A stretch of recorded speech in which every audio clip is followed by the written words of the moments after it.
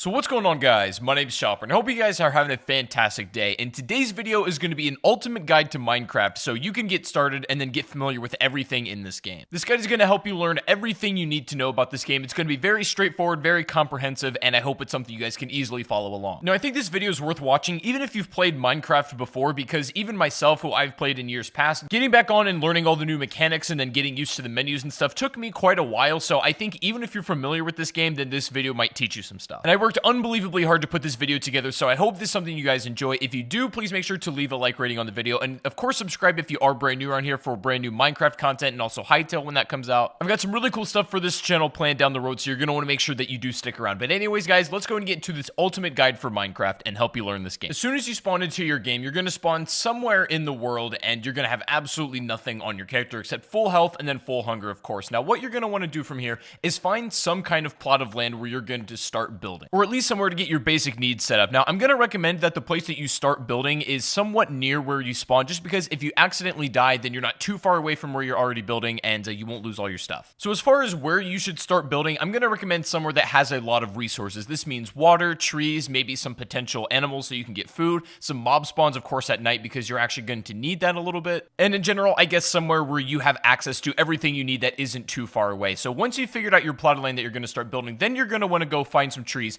and get wood. Now, you're definitely going to want a little bit of wood, especially when you're starting out, because you're going to need to build a crafting table first of all, and then you're also going to probably want enough to make some sort of little structure, at least for the first night, as you're not going to have a whole lot on your hands because you only have a very limited time to start building this stuff. But once you have some wood, then you can start building your crafting table. Now, this is the most fundamental item you need to build everything else in the game. So you're going to take your wood that you got from the trees, and then you're going to go ahead and build some planks. And you can do this by putting it inside the 4-square grid that's right by your character. And once you have all of your planks built, then you can go ahead and then put them back in that 4-square into a pattern that looks like this, and it should build your crafting table. Pretty straightforward, pretty easy. Now, from here on out, as soon as you place your crafting table down on the ground somewhere, you now have access to all of the craftable items in the game, and the recipes for all these items can be found in this green book, or if you know them by heart, then you won't need the book. Now, as soon as you get this crafting table built, the first item that you're going to want to build yourself, the very first thing you want to go for is a wooden pickaxe. And this is pretty simple to build. You're going to want to make sticks, which is very simple, from your planks,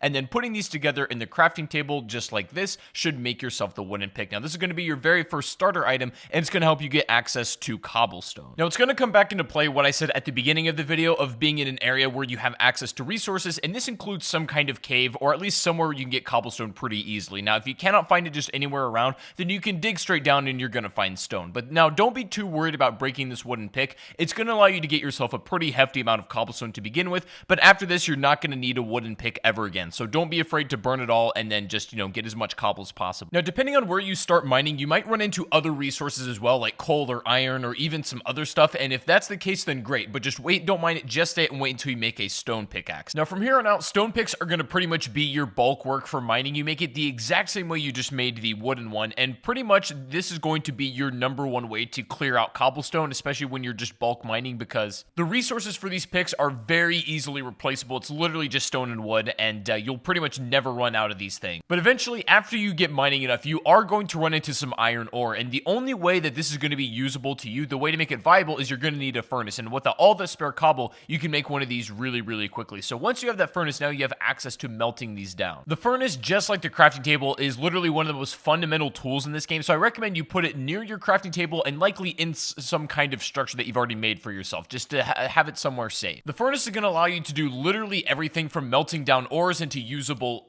items, and then also cooking food, which is going to give you much more energy than if you were to eat it raw. Sometimes when you're at this point in the game, that's the only thing you have available, and you got to do what you got to do. So it's not like there's never going to be a situation where you have to eat raw meat or you have to eat the rotten flesh in Minecraft, but ideally you want to have it cooked because it's just going to net you a lot more energy and health. So at this point in the game, it's important to protect the resources that you have and then really start to build up where you're going to be staying. Now, what I recommend you do is stock up on a lot of food and then also make a ton of resources in order to build some kind of house. Like normally I just build it out of wood. It's very mobile and you can use this for a lot of things. For example, if you have an excess amount of wood and you're using your furnace and you just don't have enough coal in hand, you can actually burn wood. It doesn't burn nearly as well as the coal does and not for as long at all, but it's still an option if you don't have any at hand. And while you're doing this, it's worth melting down all the iron ore that you have in order to get the ingots because you're going to use these a little bit later on. And for your makeshift safe house, you're just going to want to have something that's tall enough that mobs aren't going to jump in while you're doing this kind of stuff. So maybe maybe 3 or 4 blocks high will be just fine. And of course, another important thing is you should definitely think about making a stone hoe in order to make an infinite source of food, essentially. Now, I wouldn't waste iron on doing this because, again, these are easily replaceable. You can use wood if you really want to as well. But having a stone hoe and starting out with some wheat seeds that you can get from breaking grass is going to be really beneficial. And also something I strongly recommend is you make a bed at this point, especially if this is where you want to make your spawn point be, because every time you die, instead of spawning where you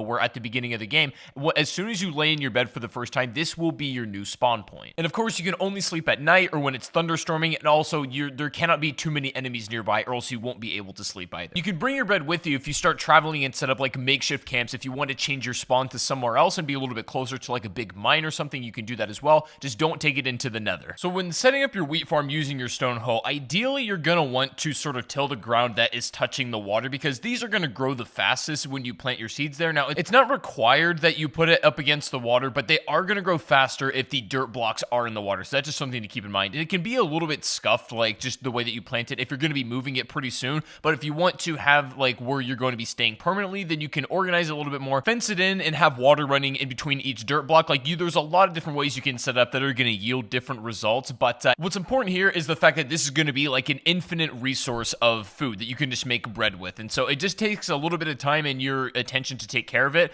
And of course, you're not going to want to step on these blocks either as you're taking care of it, but it'll be an infinite source of food and you can definitely stock up. You can use the wheat just to make ordinary items like bread, but you can also save it up and then, go for other ingredients and items to make something like a cake, which is going to last a bit longer. Now, at this point in the game, with all of your basic needs set up, this is where the game starts to get really fun, because now you can take it in any direction you like to. For example, this would be a good spot in the game to get bone meal from a skeleton, which is really, really easy to obtain. And then you can find a wolf out in the wild, tame it, and then it'll become your companion for as long as it's alive. There are countless animals that you can become friends with, and since I got on this game after the update, there's a bunch of new animals that I've never seen before, and that was really cool to see. The advantage to having a wolf, though, is that they'll follow you, especially when you're out in battle, and they'll attack whatever you're attacking, so they're definitely like an extra help in that regard. Or you could also take this opportunity, since maybe you don't have the biggest house and the biggest setup yet, you could basically take down everything and bring it with you, and then you could go off on your own adventure, maybe find a bigger cave to mine and go for diamonds and gold. What I typically like to do at this point in the game is just make sure that I have like a steady stream of resources coming in, and that includes iron, coal, that includes food, basically everything that's going to keep you alive and keep you advancing,